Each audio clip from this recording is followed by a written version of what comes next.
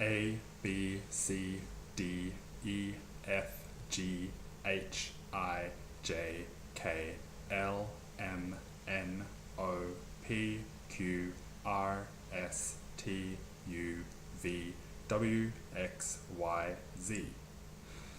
Okay, welcome back everyone.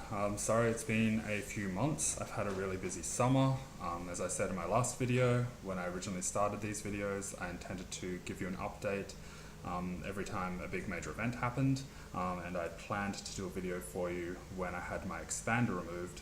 That was already 2 months ago, so this video is long overdue at this point. The first thing I wanted to talk about was the expander.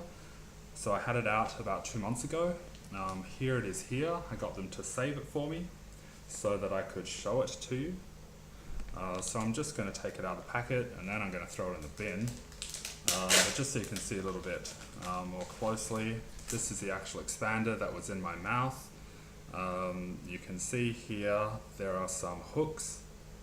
So hold on, let me just get it in the right orientation. So it would have been like that inside my mouth. Here are some hooks.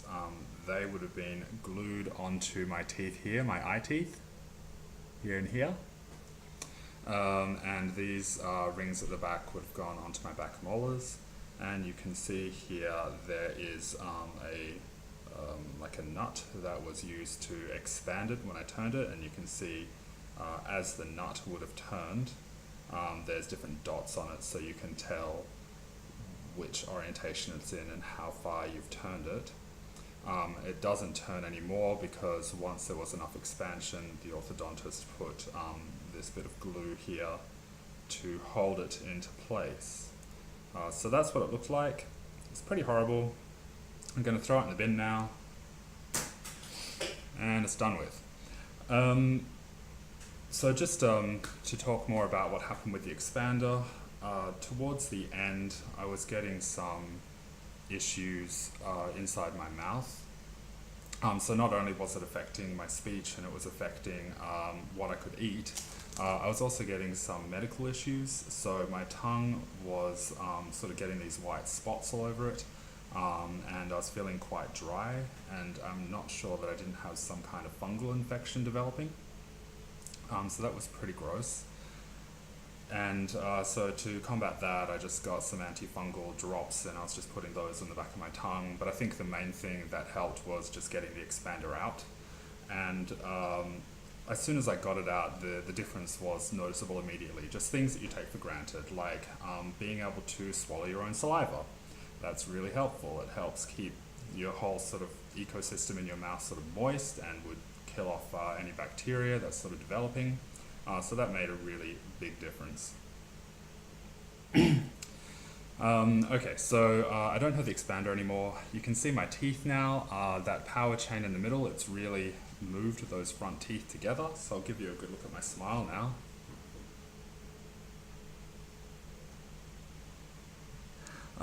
So you can see on this side here, there's a bit of a gap developing, which is what I talked about last time. So the four front teeth have moved together. Most of the space is gone, except this gap that's still here, but that's going to go away pretty soon. It's also moving together, and you can get the idea of where my teeth are going. So now the top jaw is the right shape, and the front teeth are all sort of lined up more nicely than they were before. Bottom teeth is the right shape. The main issue now is the alignment of the jaws is incorrect. So if I show you my smile again, you'll see my bottom jaw is over to the left, and my top jaw is a bit more central but slightly to the right. And so the goal is going to be to really move this jaw around, move this one back a little bit, and also move this top jaw forward. And that's going to be some really extensive surgery. That's what the double surgery is for. So I'll just show you that alignment right now. And just to show you how my profile is right now.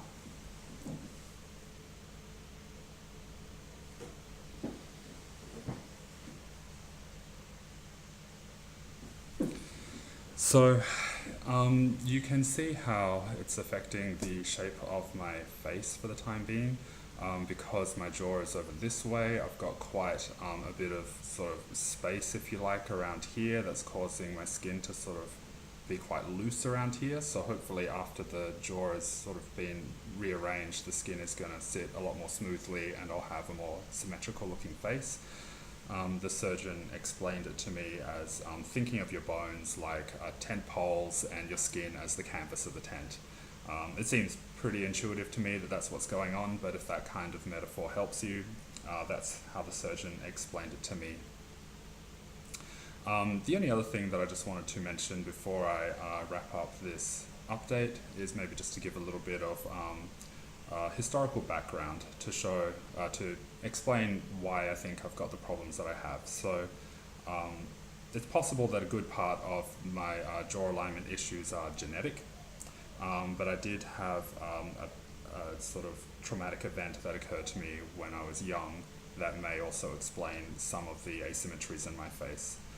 So the first thing I'll point out, if you just look at my under my chin here, you'll see I have a big scar just along here.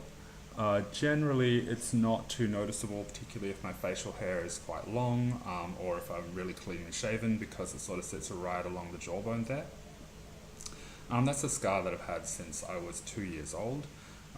What happened is I was rocking back and forward on my stool, generally being an annoying 2-year-old, and my mum kept saying, "Stop rocking on your stool." And so sure enough, after ignoring her long enough, I slipped on the bench and I hit my chin. I whacked it on the bench and fell off the stool. And that really sliced open my jaw, and there was lots of blood everywhere. It's one of the first things I remember as a child.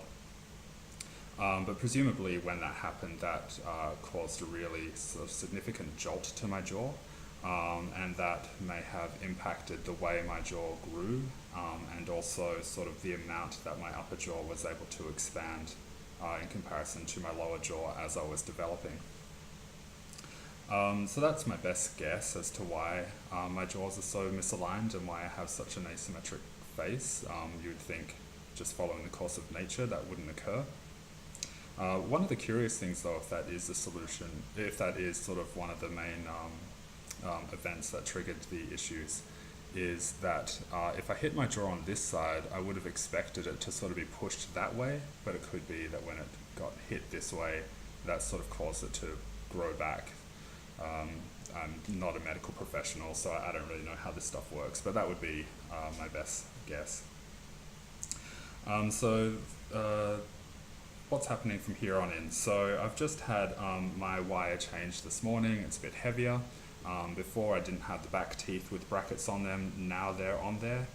So the orthodontist has said that I'm going to prepare for the major double surgery.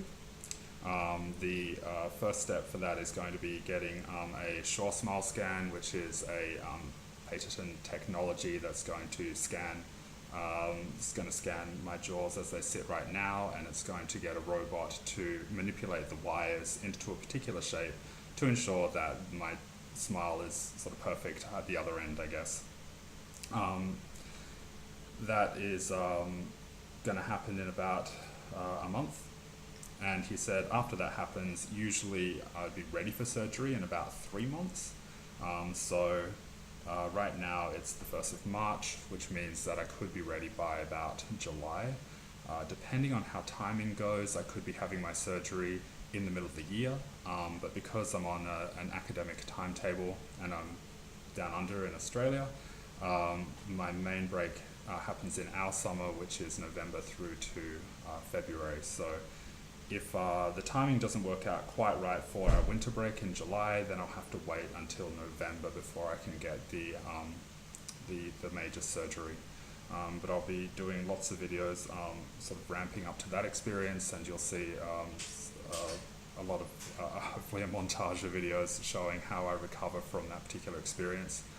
It's going to be the big surgery. I'm going to be very nervous about it, and I'm sure it's going to be one that's going to sort of attract the most interest on YouTube.